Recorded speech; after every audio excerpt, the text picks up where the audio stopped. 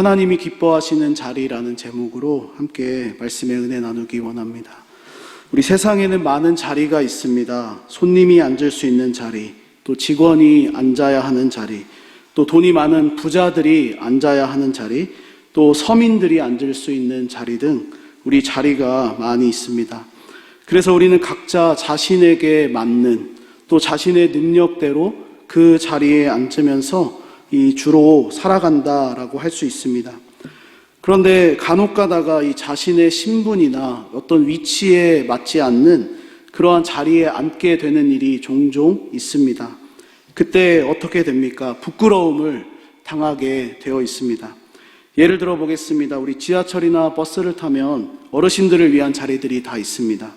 그런데 그 자리는 어르신들을 위한 자리인데 그 자리에 젊은 사람이 앉아 있으면 어떻게 되겠습니까?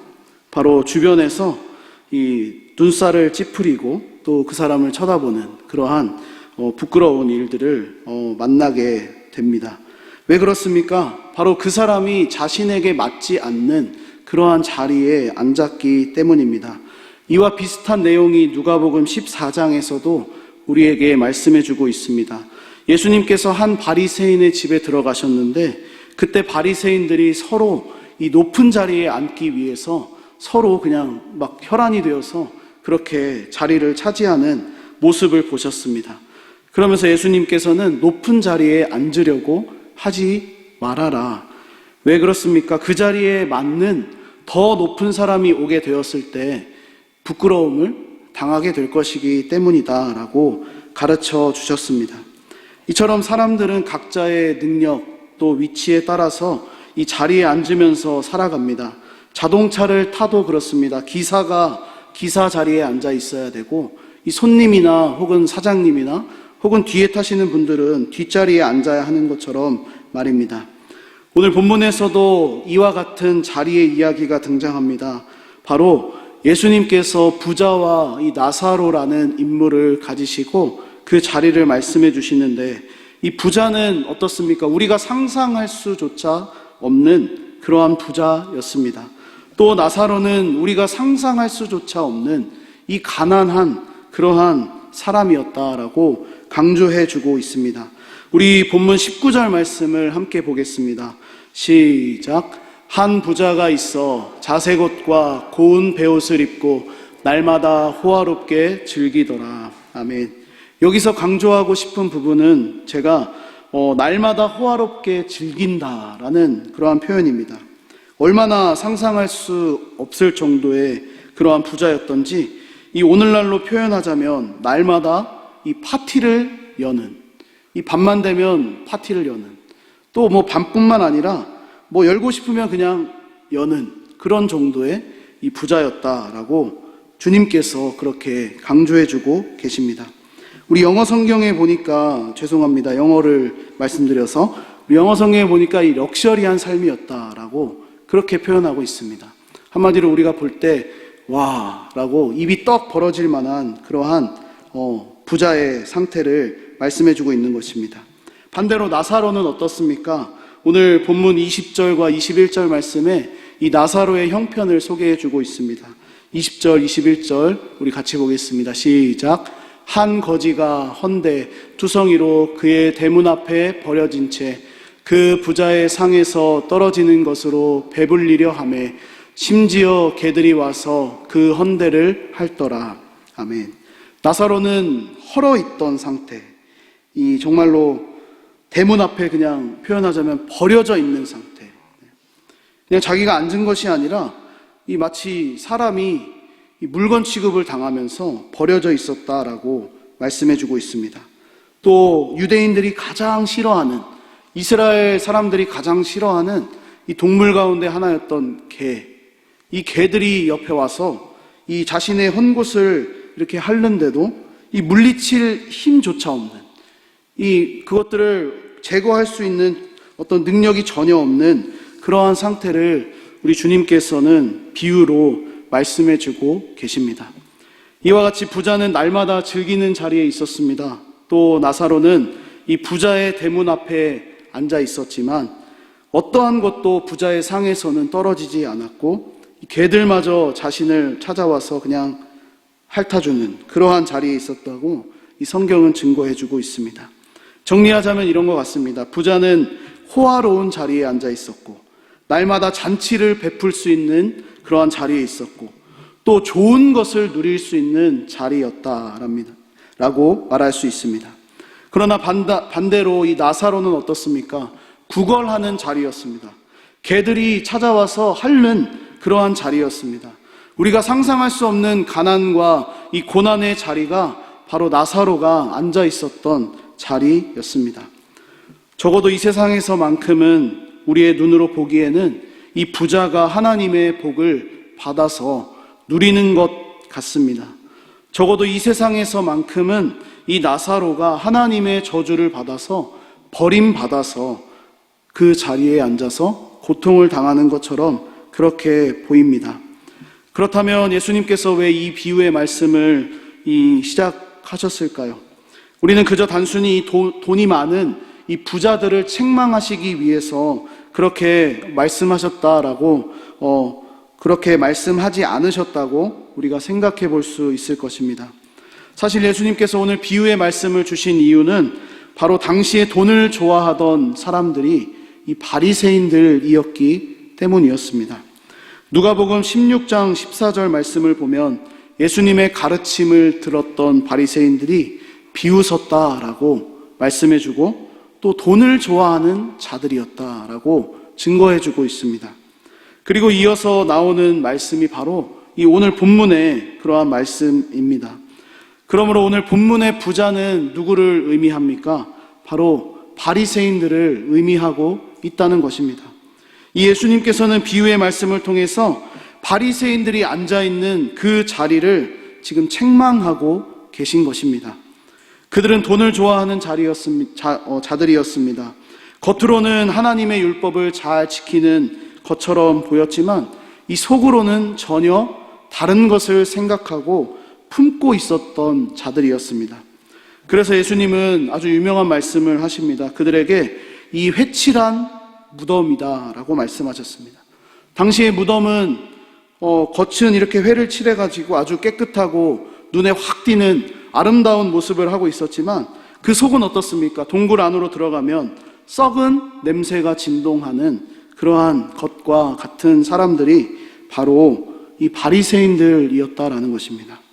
사랑하는 여러분, 현재 내가 앉아있는 자리가 어디라고 생각하십니까? 혹 오늘 본문의 부자와 같이 조금 살만한 자리, 조금 하나님께서 은혜를 주셨구나라고 그렇게 생각하는 자리에 앉아 계십니까?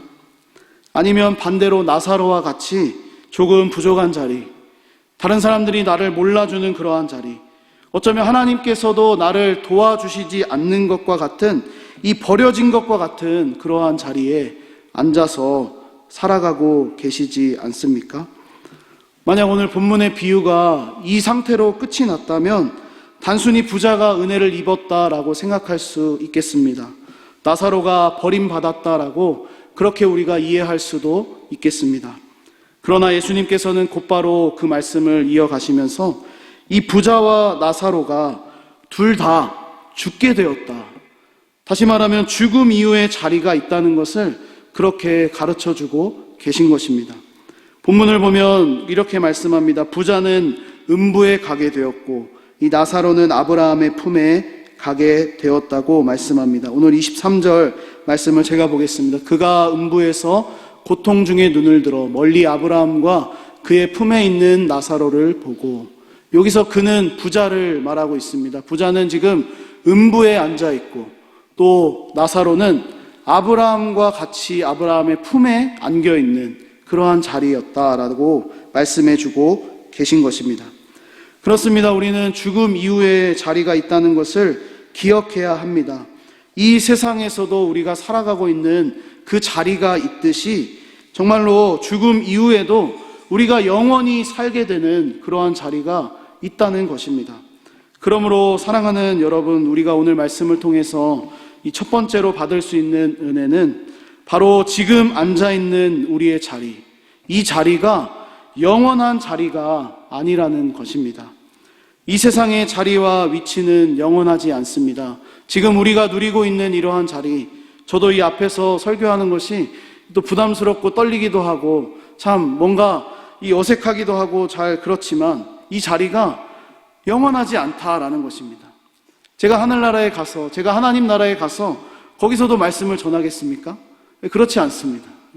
우리 주님께서 주시는 말씀을 그저 받아 누릴 뿐이겠지요. 성경은 그렇게 말씀합니다. 우리의 연수가 70이요 강건하면 80이라도 이렇게 말씀하고 있습니다. 시간으로 계산해 보면 70년 동안 앉아있는 자리, 또 혹은 강건하면 80년 혹은 90년 동안 앉아있을 수 있는 자리가 바로 우리들이 살아가고 있는 이 삶의 자리라는 것을 말씀해 주고 계신 것입니다. 당시 바리새인들은 돈을 좋아했다라고 합니다. 또 자신들이 누리고 있는 그 자리, 그 위치, 그 경제적인 위치와 또 종교적인 그 자리가 아주 영원할 것처럼 그렇게 생각했습니다. 오늘 본문의 부자처럼 날마다 즐기면서 영원히 호화로운 생활을 할 줄 알았습니다. 그것이 영원할 것처럼 이 겉과 속이 다른 신앙의 모습을 그들은 보였던 것입니다. 그러나 사랑하는 여러분, 그렇습니다. 우리 주님께서 분명하게 말씀해 주고 계십니다. 너희들의 자리는 영원하지 않다는 것입니다.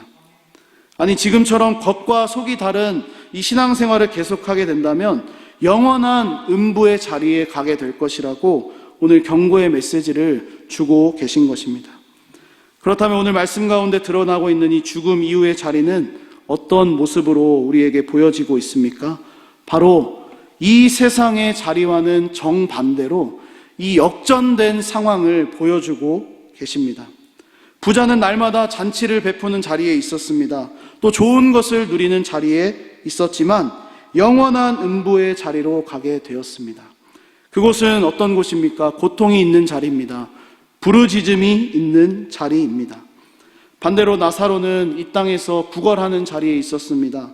또 개들이 찾아와서 그렇게 자신을 괴롭히는 이 괴로움의 자리에 있었지만 아브라함의 품에 가게 되었다 말씀합니다. 그리고 영원한 위로를 받는 그러한 자리로 옮겨지게 되었던 것입니다. 사랑하는 여러분, 그러므로 오늘 말씀을 통해서 우리가 두 번째로 받을 수 있는 은혜는 바로 우리를 위한 영원한 자리가, 이 영원한 위로의 자리가 준비되어 있다라는 것입니다. 우리가 혹 나사로와 같이 조금 삶이 부족하고 조금 어렵고 이 땅에서 뭔가 신앙생활하면서 괴로움을 누릴 때 우리는 이 영원한 위로의 자리가 있다는 것을 바라보면서 우리가 소망할 수 있다는 것입니다.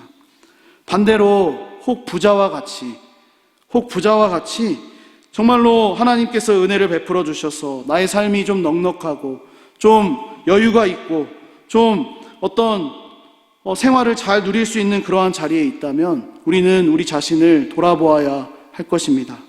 바리새인들처럼 그렇게 되어가고 있지는 않은지, 우리가 영원히 가게 될 그 자리가 설사 음부의 자리는 아닌지 우리는 돌아보아야 한다는 것입니다.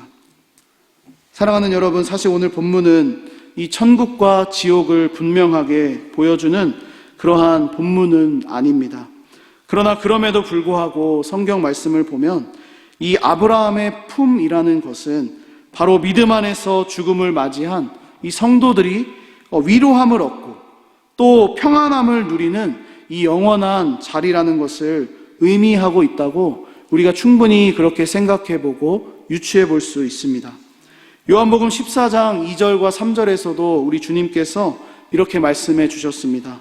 내가 너희를 위하여 거처를 예비하러 가노니 가서 너희를 위하여 거처를 예비하면 내가 다시 와서 너희를 내게로 영접하여 나 있는 곳에 너희도 있게 하리라. 아멘. 그러므로 우리는 이 땅에서 고난의 자리에 있을지라도, 이 어려움의 자리에 있을지라도, 이 믿음을 지키기 위한 자리에 있을지라도 그것을 두려워하거나 그것을 불평하거나 그것을 우리가 하나님께 그렇게 원망할 필요가 전혀 없다는 것입니다. 왜냐하면 우리를 위한 영원한 자리가 지금 준비되고 있기 때문입니다. 하나님께서는 반드시 우리를 영원한 자리로 인도해 주실 것입니다. 그 확신을 가지시고 이 영원한 위로의 자리를 바라볼 수 있는 우리 모두가 되었으면 좋겠습니다. 마지막으로 우리가 함께 생각해 볼 것은 오늘 본문 말씀 가운데 이 죽음 이후에 드러나는 부자의 행동과 또 요청에 관한 말씀입니다. 우리 죽음 이후에 부자가 어떻게 행동하고 있습니까? 바로 이 나사로를 좀 자신의 집에 보내서 이 형제들, 이 자신의 부자 집에 형제들이 5명이나 있는데 이 5명의 형제들은 자기가 지금 겪고 있는 이 고통의 자리에 오지 않도록 해달라고 요청하고 있습니다. 물론 물 한 방울을 좀 이 손가락 끝에 찍어서 내 혀에 좀 갖다 달라 이런 말씀도 있지만 이런 말씀을 우리가 좀 건너가고 이 죽음 이후에 이 부자가 하는 이 이유, 이 말씀에 우리가 좀 초점을 맞추기를 원합니다. 제가 강조하고 싶은 부분은 바로 이 부분입니다. 이 부자는 자신들의 형제가 바로 이 영원한 고통의 자리에 오지 않도록 좀 나사로를 보내달라라고 요청하고 있습니다. 그러나 아브라함은 이렇게 말합니다. 모세와 선지자의 글로 충분하다는 것입니다. 우리 본문 29절 말씀입니다. 우리 같이 보겠습니다. 본문 29절입니다. 시작. 그들에게 모세와 선지자들이 있으니 그들에게 들을지니라. 아멘. 정리하자면 이렇습니다. 영원한 자리, 우리가 가야 하는 그 영원한 자리는 바로 이 세상의 자리에서 결정된다라는 말씀입니다. 모세와 선지자를 통해 복음을 듣고 믿음을 가지고 이 회개의 열매를 맺을 때 우리에게 영원한 자리가 주어질 수 있다라는 것입니다. 부자는 어떻게 행동했습니까? 살아있을 때 날마다 즐기는 자리에 있었습니다. 호화롭게 잔치를 베푸는 그러한 자리에 있었습니다. 그런데 나사로는 그 부자 집의 대문 앞에 앉아서 버려진 채 누가 버렸는지는 잘 기록하고 있지 않아서 모르겠지만 누가 버렸을까요? 아마도 저는 이 부자가 지나가면서 자주 만났을 것이라고 그렇게 생각합니다. 그러나 이 부자는 자신은 잔치를 베풀면서 이 가난한 나사로에게 정말로 부스럭이라도 주지 않는, 이 상에서 떨어지는 것조차도 없게 만드는 그러한 부자였다라고 성경은 우리들에게 보여주고 있는 것입니다. 그러므로 이 세상의 자리에 앉아있을 때 우리는 영원한 자리를 준비해야 한다는 것입니다. 오늘 이 비유의 말씀을 통해서 하나님이 기뻐하시는 자리가 어디인지를 우리는 깨닫게 됩니다. 그것은 바로 우리가 앉아있는 지금 이곳에서, 지금 이 자리에서 이 모세와 선지자들을 통한 복음을 듣고 회개하는 자리가 바로 우리 하나님 아버지께서 기뻐하시는, 좋아하시는, 정말로 원하시는 자리라는 것을 우리가 기억해야 할 것입니다. 하나님의 말씀을 듣고 우리의 마음을 부드러운 마음으로 또 새로운 마음으로 변화시키는 그 자리야말로 하나님이 가장 기뻐하는 자리라는 것을 믿으시기 바랍니다. 그러므로 사랑하는 여러분, 말씀을 듣고 우리의 마음을 새롭게 할 수 있는 은혜가 우리 모두에게 있기를 바랍니다. 바리새인들은 예수님의 이 비유의 말씀을 들었지만 그들은 마음을 바꾸지 않았습니다. 죽음 이후에 자리가 있다는 것을 듣고도 깨닫지 못했습니다. 오늘 본문의 부자처럼 모세와 선지자들의 그런 말이 아니라 이 죽은 자 가운데서 살아난 나사로를 좀 보내서 이 소식, 이 복음의 소식을 좀 전해야지만, 이곳이 있다라는 것을 전해야지만 그 사람들이 회개할 것이다 라고 그렇게 생각했습니다. 그러나 우리 주님께서는 말씀으로 충분하다 대답하십니다. 모세와 선지자라는 것은 바로 하나님의 말씀을 의미한다고 할 수 있습니다. 이 하나님의 말씀으로 이미 충분하다라는 것입니다. 죽은 자 가운데서 살아나게 될지라도 권함을 받지 않을 것이다 라고 오늘 본문 31절 말씀에 그렇게 말씀해 주고 계신 것입니다. 사랑하는 여러분, 그렇습니다. 우리에게 주신 이 하나님의 말씀이 우리를 영원한 자리로 인도하시기에 충분하다는 것을 기억하게 되시기를 바랍니다. 그래서 우리가 하나님의 말씀이 선포되는 자리, 또 하나님의 말씀을 묵상하는 자리, 그 말씀이 나의 삶에서 역사하시는 그 자리야말로 하나님이 가장 기뻐하시는 자리라는 것을 우리가 기억했으면 좋겠습니다. 그러므로 오늘 말씀을 듣고 우리의 마음이 새롭게 되고 우리의 마음이 부드럽게 되고 이 은혜를 구하는 자리로 담대히 나아가서 우리가 기도할 수 있는 오늘 밤이 되시기를 주님의 이름으로 간절히 소망합니다.